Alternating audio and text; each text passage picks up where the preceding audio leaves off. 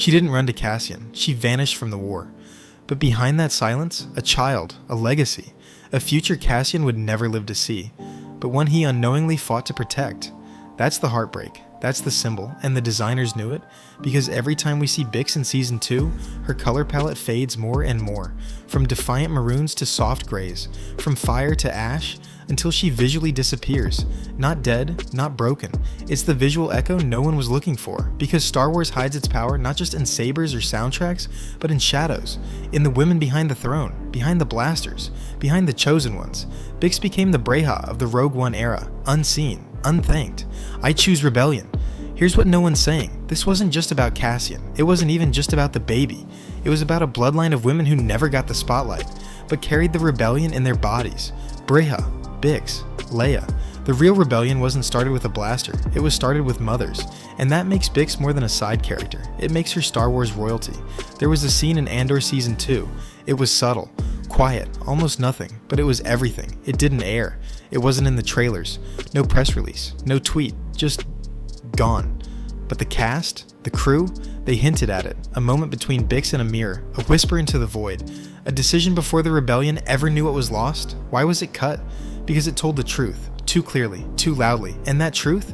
The rebellion wasn't built by hope, it was built by sacrifice, by secrets, by one woman's choice to be forgotten. That was the line, those 6 words. They were scripted, recorded, filmed, because it was too much. Too real, too raw for a franchise that needs its endings wrapped in binary stars and chosen prophecies. But this was different, because in this moment, Bix wasn't asking what Cassian needed. She was asking, and the answer? It wasn't peace, it wasn't healing, it was victory. Because war doesn't wait for love, and love doesn't always survive the war. Here's what that deleted scene showed, wordlessly, a hand over her stomach, a tear she never lets fall, a whisper not meant for anyone to hear. This isn't for me, it's for everyone else. And then she walks away. That was the moment they cut, not because it was weak, but because it made every other Star Wars love story look like vanity. Anakin and Padme, Kylo and Rey, even Han and Leia, none of them gave it all up. But Bix? She gave up everything, without anyone watching. Why does that scare people? Because it flips the script. Because it says, sometimes the bravest act is walking off screen. Not dying, not fighting, just disappearing, so someone else can shine. And in a galaxy obsessed with destiny, spotlight, and sacrifice by sword, that kind of invisible heroism, it's terrifying, because it's real. We are told to love the loud, to follow the bold, to remember the ones with names etched in stone. But Bix, she'll never be on a monument. Her child may never know the truth. The rebellion may never thank her. But we know. We saw the redacted frame. We heard the silence. And silence, when chosen, is louder than any battle cry. Real sacrifice. And for the first time in Star Wars, a woman didn't choose her man. She chose the mission. She chose the future. She chose her child's galaxy over her own happiness. Compare that to Padmé Amidala. She knew it was forbidden. She saw his temper, his fear, his need to control. And what did she do? She married him, in secret, while war erupted across the stars. She saw the signs. She knew. Anakin, you're breaking my heart. But she stayed, even after he murdered children, even when he choked her. She stayed, and in the end, she died, not from injury, not from violence, but from a broken heart. Now tell me, who really sacrificed something? Padmé stayed, Bix left. Bix chose heartbreak, chose silence, chose absence, so the galaxy could win. So Cassian could become the martyr the rebellion needed, not the father her child deserved, but the hero the galaxy required. Here's the twist the fandom missed. Bix didn't disappear from the story. She became the reason the story continued. Every mission Cassian took, every rebel he saved, every life that wasn't lost, was because of her silence. The ultimate weapon wasn't a Death Star, it wasn't a lightsaber, it was one woman's decision to let go. And here's where it gets even more twisted. If Bix hadn't left, if she told Cassian, if they had run together, the galaxy might still be burning. Because the rebellion needed Cassian, and Cassian needed to believe he had nothing left to lose. So what does that say about love in the Star Wars universe? Is true love letting go? Or is that just the lie they told us to keep the galaxy in balance? We dive into the darkest parallel of all, the scene that broke the fandom in Revenge of the Sith, and why Bix's choice rewrites it completely. It's the moment that shattered millions of fans. Padmé, Mustafar, tears, Anakin's eyes, yellow with corruption, the fire, the betrayal. Anakin, you're breaking my heart. It was powerful. It was heartbreaking. It was supposed to be the moment love died. But was it, or was it something else? Because when you put Padmé's breakdown next to Bix's decision, something uncomfortable begins to show. Padmé didn't break. She waited too long to. She stayed silent through whispers of genocide. She stood still as Anakin unraveled. She watched the collapse happen in real time, and still believed her love could save him. It couldn't, because it was never her love that was the problem. It was her silence. Now look at Bix. No palace, no Jedi Order, no galactic senate to shield her. Just trauma, loss, isolation, and one devastating truth growing inside her. She's carrying Cassian's child, and she can never tell him. There was no epic score, no camera swirling in a wide galactic shot. There was just Bix, quietly choosing not to destroy the mission. She could have said something. She could have begged him to stay. She could have clung to love, like Padmé did. But instead, she let him go. Because, unlike Padmé, she understood something deeper, something brutal, and if Cassian died, the galaxy might live. This is the part they won't teach you in Jedi training. Not all strength is shown with a lightsaber. Not all heroes fight in the war, and here's where things go from uncomfortable into infuriating. Bix gets criticized, called weak, called sidelined, reduced to a trope. But what if she's the one who actually broke the cycle? Let's be honest, Padmé never left, even when Anakin confessed to slaughter, even when he betrayed the Jedi, even when he burned bridges and choked her.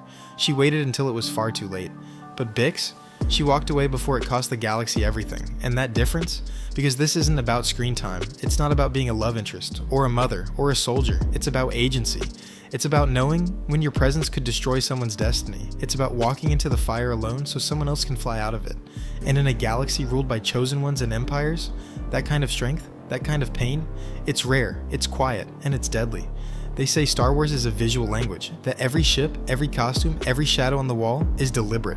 But what if I told you there was a secret design choice baked into Bix's story, one that foreshadowed her decision long before a single word was spoken? A symbol of motherhood, a signal of surrender, a visual whisper of her fate. Let's zoom in. It's not armor, not robes, not rebellion gear. It's fabric, earth-toned, soft layers, functional, modest. One you know, one who died long before Bix was born. Breha Organa, Leia's adoptive mother, Queen of Alderaan.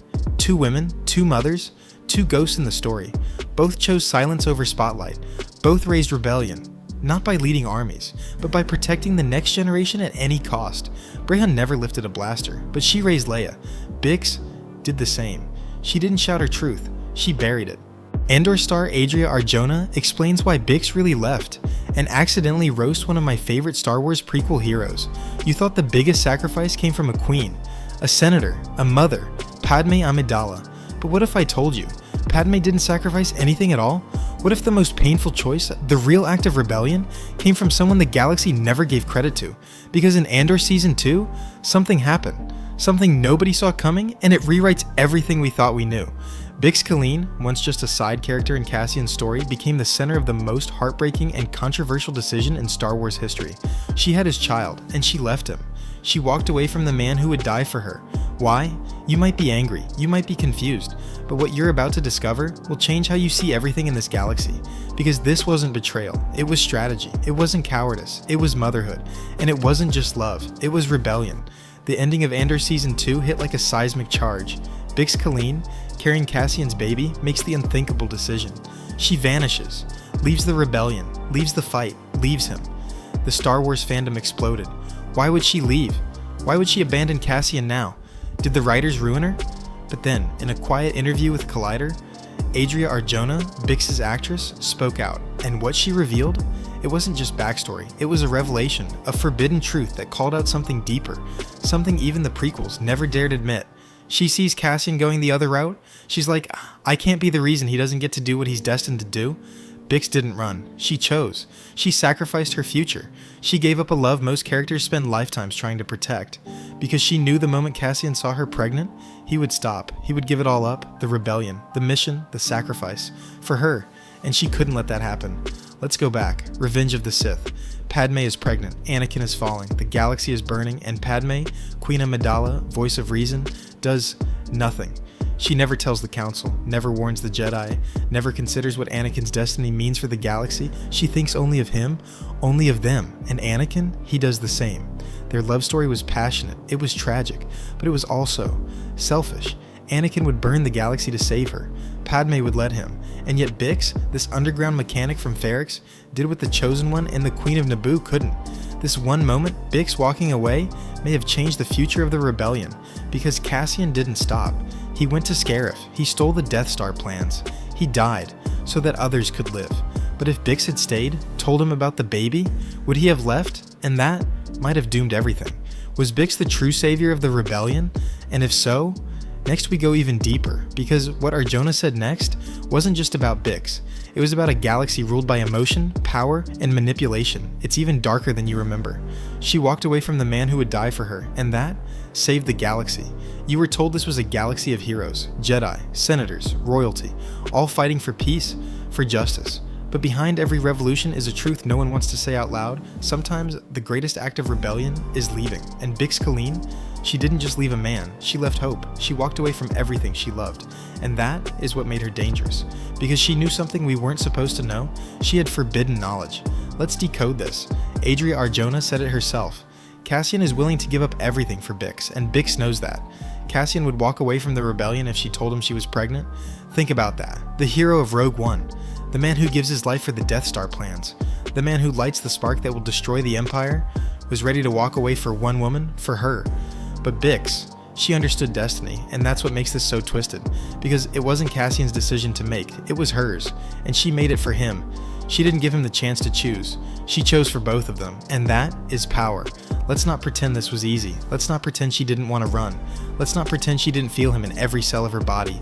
Because the moment she left, she was breaking in half, but she did it, because love is sacrifice. There's a message, buried in Andor's last scenes. Not spoken, not shown, but felt. A transmission that was never sent. And it wasn't from Min Mothma, not Luthen, not the Empire.